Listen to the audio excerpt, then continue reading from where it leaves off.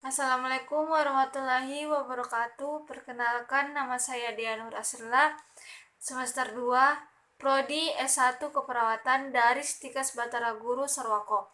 Di sini saya akan melakukan tugas mata kuliah Keperawatan Dasar 2, yaitu pemeriksaan fisik, yang dibawakan oleh dosen Ibu Armawati Abidin, Eskep Nurse MKes. Langsung saja kita simak videonya. Pada pembelajaran kali ini akan dibahas pengkajian fisik keperawatan head to toe yang meliputi persepsi sensori, yaitu ada kulit, pernafasan, kardiovaskuler, neurologi, gastrointestinal, genitourinaria, muskuloskeletal. Teknis yang dipergunakan dalam pengkajian fisik ada 4, yaitu inspeksi, palpasi, perkusi, dan auskultasi. Inspeksi merupakan proses observasi dengan menggunakan mata yang dilakukan untuk mendeteksi tanda-tanda fisik yang berhubungan dengan status fisik. Palpasi dilakukan dengan menggunakan sentuhan atau rabaan guna mengetahui ciri-ciri jaringan atau organ. Perkusi dilakukan dengan cara mengetuk, ditujukan untuk mengetuk batas-batas organ atau bagian tubuh dengan merasakan getaran pada bagian bawah jaringan. Auskultasi dilakukan dengan menggunakan stetoskop guna mendengarkan secara lebih jelas terhadap bunyi jantung, paru-paru, usus, dan untuk mengetahui tekanan darah dan denyut nadi. Sebelum melakukan interaksi terhadap pasien, kita harus mencuci tangan terlebih dahulu.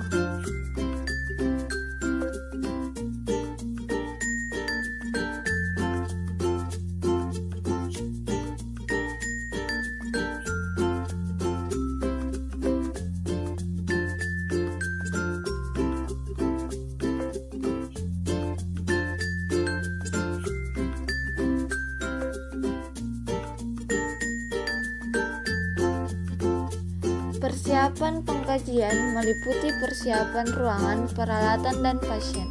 Tahap awal pengkajian fisik head to toe meliputi pemeriksaan riwayat kesehatan, wawancara dengan pasien, teknis, dan persiapan pengkajian pendokumentasian riwayat kesehatan dan pengkajian fisik head to toe secara umum. Pertama-tama, lakukan inspeksi pada kulit lengan, tangan, jari tangan, dan kuku, kaki dan jari kaki dan kuku, serta rambut. Kemudian, palpasi kulit untuk mengetahui suhu kulit, tekstur, mobilitas atau turgor, dan adanya lesi. Lanjutkan dengan palpasi kuku dan catat mengenai warna, bentuk, dan setiap pada ketidaknormalan atau lesi. Cek kapilari refill. Selanjutnya, palpasi rambut pada kulit dan perhatikan jumlah distribusi dan teksturnya. Pengkajian terhadap kepala dan leher meliputi pemeriksaan kepala, mata, telinga, hidung dan sinus-sinus, mulut dan faring, serta leher.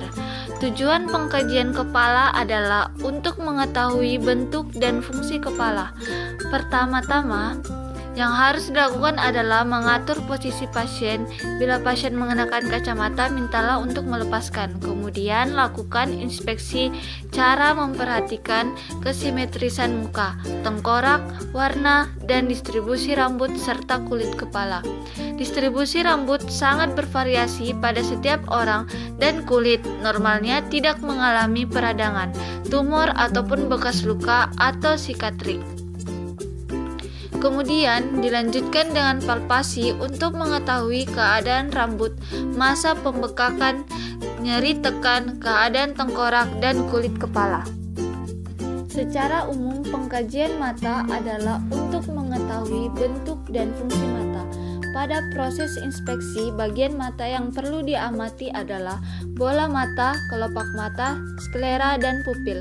Amati bola mata terhadap adanya protusis, gerakan mata, medan penglihatan, dan visus. Amati konjungtiva sklera. Lanjutkan dengan mengevaluasi reaksi pupil terhadap cahaya. Setelah itu, kemudian lakukan inspeksi gerakan mata guna mengetahui apakah kedua mata tetap diam atau bergerak secara spontan, apakah kedua mata berpandang lurus ke depan atau salah satu mengalami deviasi, dan apakah 6 otot mata berfungsi secara normal. Langkah selanjutnya adalah melakukan inspeksi medan penglihatan dan dilanjutkan dengan pemeriksaan visus atau ketajaman penglihatan.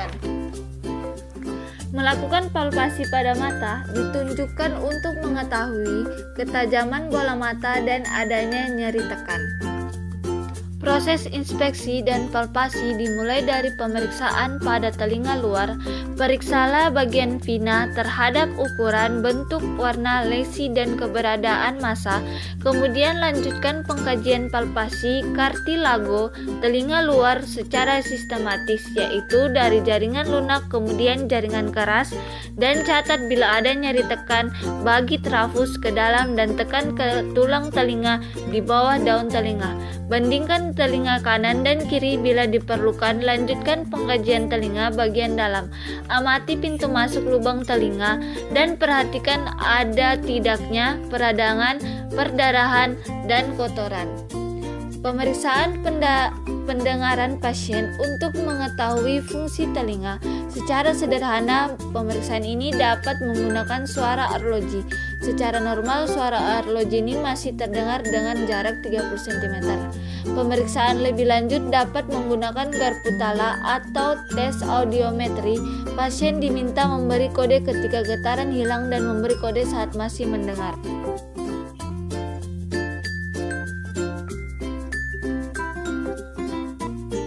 Hidung dikaji untuk mengetahui keadaan, bentuk, dan fungsi hidung. Perhatikan bentuk tulang hidung dari posisi tersebut. Amati keadaan kulit hidung yang meliputi warna dan pembengkakan. Amati kesimetrisan lubang hidung. Pasien dipersiapkan dalam posisi duduk bila memungkinkan. Uji indera pembau dengan cara memberikan bau-bauan yang berbeda. Palpasi sinus frontalis, admedialis, dan kemudian maksilaris. Perhatikan adanya nyeri tekan. Pelaksanaan inspeksi hidung bagian dalam meliputi pemeriksaan terhadap anterior lubang hidung. Amati posisi septum hidung dan kemungkinan adanya perfusi, kemudian amati bagian turbin inferior.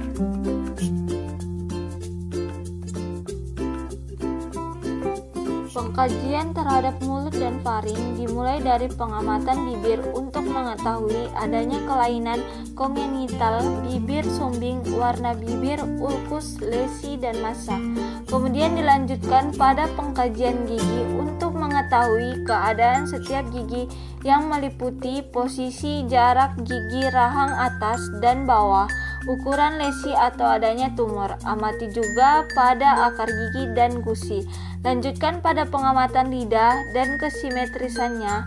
Pengamatan lebih detail ditujukan pada kelurusan warna ulkus maupun kelainan lain. Kemudian lakukan pengamatan pada selaput lendir yang meliputi warnanya, pembengkakan tumor, sekresi, peradangan ulkus, dan perdarahan.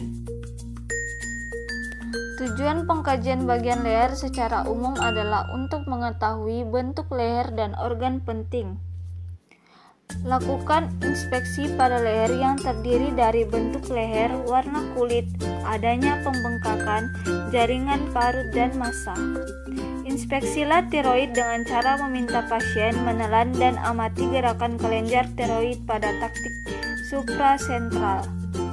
Palpasi pada leher dilakukan terutama untuk mengetahui keadaan dan lokasi kelenjar nimfe, kelenjar tiroid, dan trakea. Kemudian lakukan palpasi secara sistematis dan bedakan menurut lokasi, batasan, ukuran, bentuk, dan nyeri tekan pada setiap kelompok kelenjar limfe yang terdiri dari submaksilaris di tengah-tengah antara sudut dan ujung mandibula. Pengkajian terhadap mobilitas leher secara aktif dan pasif sebagai berikut: antifleksi dengan normal 45 derajat, dorsifleksi dengan normal 60 derajat, rotasi ke kiri dan ke kanan masing-masing normal 70 derajat, lateral fleksi ke kiri dan ke kanan normalnya 40 derajat. Langkah selanjutnya yang dilakukan adalah pengkajian dada dan paru-paru dimulai dari inspeksi, palpasi, perkusi, auskultasi.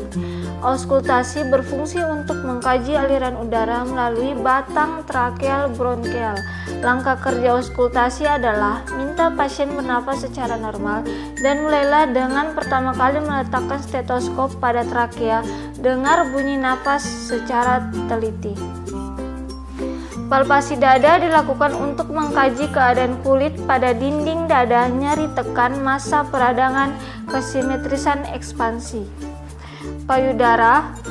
Pemeriksaan payudara lakukan dengan cara palpasi pada payudara, kerjakan dengan cara memutar.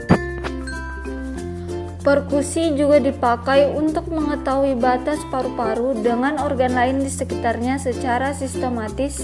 Perkusi paru-paru dikerjakan dengan cara berikut. Pertama, lakukan perkusi paru-paru di daerah anterior dan posterior, mulai dari atas clavicular pada ke bawah fascium intercortalis, bandingkan sisi kanan dan kiri. Lakukan auskultasi paru-paru dengan arah seperti perkusi. Sistem kardiovaskuler terdiri dari jantung dan pembuluh darah. Area jantung diinspeksi dan palpasi secara bersamaan untuk mengetahui ketidaknormalan denyutan atau dorongan. Pengkajian payudara dan ketiak meliputi pengkajian riwayat kesehatan, inspeksi, palpasi. Mulailah inspeksi payudara, ukuran dan bentuk payudara. Inspeksi puting susu mengenai setiap adanya keluaran ulkus, pergerakan atau pembengkakan. Lakukan palpasi di sekitar puting susu untuk mengetahui adanya keluaran. Inspeksi ketiak dan klavikula untuk mengetahui adanya pembengkakan atau tanda kemerah-merahan. Kemudian palpasi di daerah klavikula dan ketiak terutama pada area limfa nodi.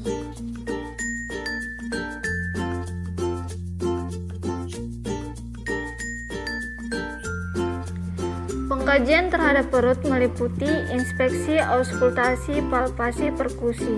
Pertama, lakukan inspeksi pada perut. Selanjutnya, tujuan auskultasi perut dilakukan untuk mendengarkan dua suara perut, yaitu suara perut atau peristaltik yang disebabkan oleh perpindahan gas atau makanan sepanjang interstinum dan suara pembuluh darah.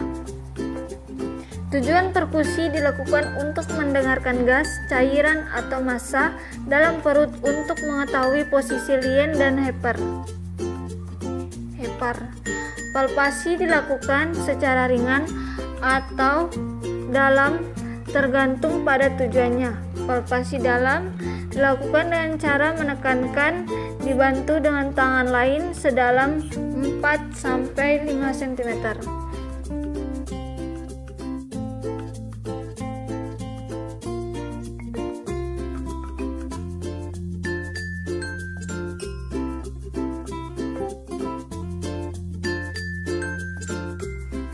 Pengkajian sistem muskuloskeletal riwayat kesehatan yaitu otot, tulang, persendian. Pertama-tama, lakukan inspeksi mengenai ukuran otot, bandingkan satu sisi dengan sisi yang lain. Amati keberadaan atrofi maupun hipertrofi. Lakukan palpasi pada otot saat istirahat untuk mengetahui tonus otot.